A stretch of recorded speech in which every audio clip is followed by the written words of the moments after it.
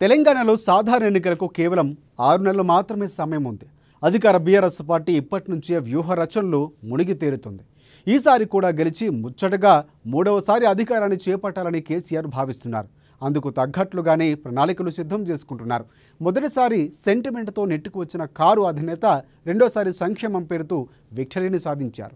ఇప్పుడు మాత్రం లెక్కలు మారడంతో మరో అస్త్రాన్ని తయారు చేసుకున్నారు గులాబీ బాస్.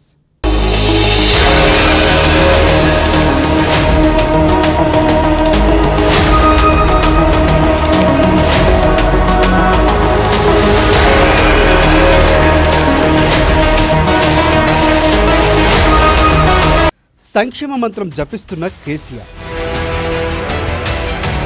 మరో 6 నెలల్లో అసెంబ్లీ ఎన్నికలు. హ్యాట్రిక్ పై గురిపెట్టిన గులాబీ బాస్. సిద్ధమైన మరో 2 కొత్త పథకాలు. 3 నెలల్లో 2 కొత్త పథకాలు. కొత్త పథకాలు అమలుకై కేసీఆర్ మాస్టర్ ప్లాన్.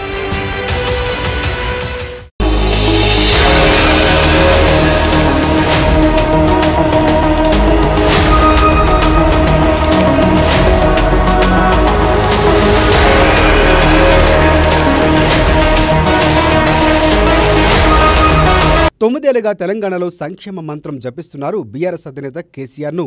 అవే పథకాలు 2 సార్లు ముఖ్యమంత్రిని చేశాయి. మరో 6 నెలల్లో అసెంబ్లీ ఎన్నికలు జరగనున్నాయి. ఈసారి కూడా గెలిచి హ్యాట్రిక్ కొట్టాలని భావిస్తున్నారు.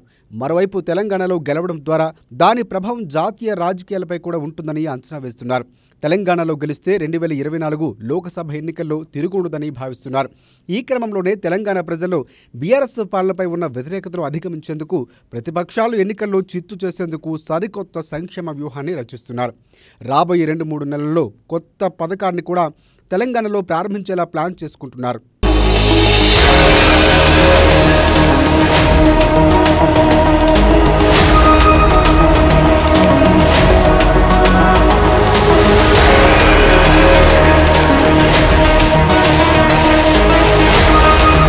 తెలంగాణ ఉద్యమ సారథిగా కేసీఆర్ 2014 అసెంబ్లీ ఎన్నికల్లో బరిలోకి దిగారు. అప్పటి వరకు అధికారంలో ఉన్న కాంగ్రెస్ తెలంగాణ ఇచ్చింది తామే అని ఆ ఎన్నికల్లో ప్రచారం చేసింది.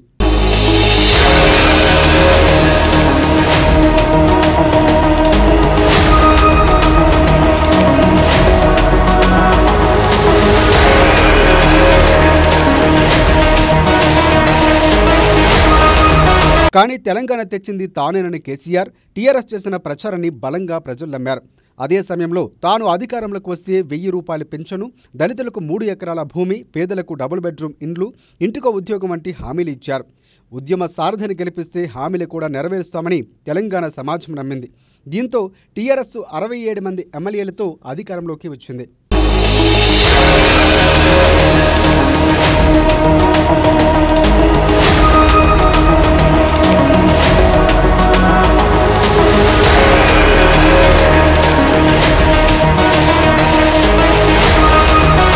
ఇక 5 ఏళ్ల పాలన పూర్తి చేయకుండానే 2018లో ముందస్తు ఎన్నికలకు వెళ్లారు కేసీఆర్.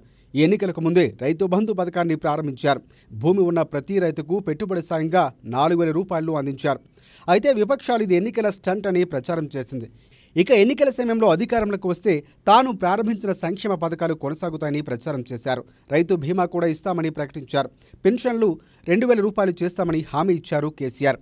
ఉద్యోగ నోటిఫికేషన్లు ఇవ్వకుంటే నిరుద్యోగ భృతి ఇస్తామని, డబుల్ బెడ్రూమ్ ఇవ్వని వారికి సొంత జాగా ఉంటే ఇల్లు నిర్మించుకునేందుకు 5 లక్షల రూపాయలు ఆర్థిక సాయం చేస్తామని హామీ ఇచ్చారు. ఇదే సమయంలో చంద్రబాబు నాయుడు కూడా తెలంగాణ ఎన్నికల్లో కాంగ్రెస్తో కలిసి పోటీ చేయడంతో ఆంధ్రుల పాలన మనకు మళ్లీ అవసరమన్న ప్రచారాన్ని విస్తృతం చేశారు.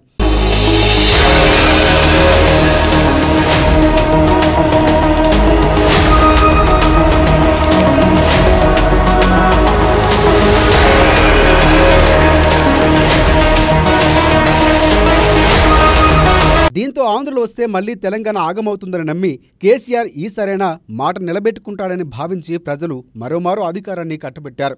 ఈసారి 83 సీట్లు గెలిపించారు.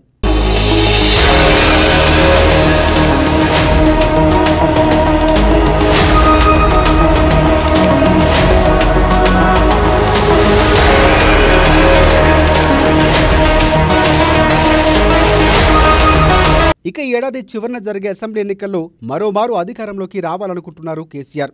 అయితే ఇప్పటికే 9 ఏళ్ల పాలనపై ప్రజల్లో తీవ్రమైన వ్యతిరేకత ఉంది.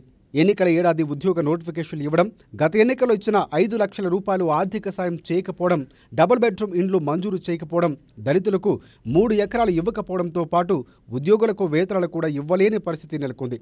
కుటుంబ పాలన, అవినీతి, టీఎస్పీసీ ప్రశ్నాపత్రాల లీకేజ్ వ్యవహారం, ఢిల్లీ లిక్కర్ స్కామ్ ఇవన్నీ బీఆర్ఎస్పై వచ్చే ఎన్నికల్లో ప్రభావం చూపనున్నాయి. మరోవైపు ఎమ్మెల్యేలు, మంత్రులతో పాటు చోటామోటా నాయకులు కూడా కబ్జాలు, దౌర్జన్యాలు, అరాచకాలు చేస్తున్నారు. వీరికి ఎమ్మెల్యేలు, మంత్రులు కూడా మద్దతు తెలుపుతున్నారు. ఇక ఈ నేపథ్యంలోనే వచ్చే ఎన్నికల్లో గెలుపు కష్టమే అన్న అంచనాలు కూడా వినిపిస్తున్నాయి.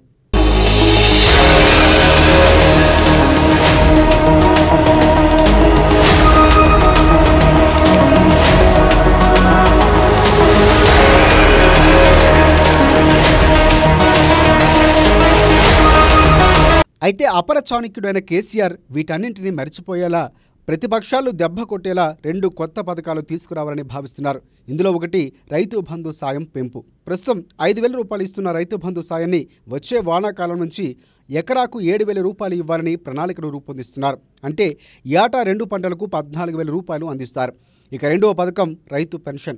ఈ పథకానికి ఇప్పటికే కేంద్రం కూడా కసరత్తులు చేస్తోంది.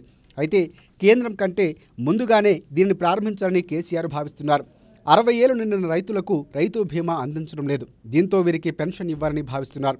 అయితే ఎంత ఇవ్వాలి, ఎలా ఇవ్వాలి, అర్హతలు ఎలా ఉండాలనే కసరత్తులు కూడా ప్రభుత్వం చేస్తోంది.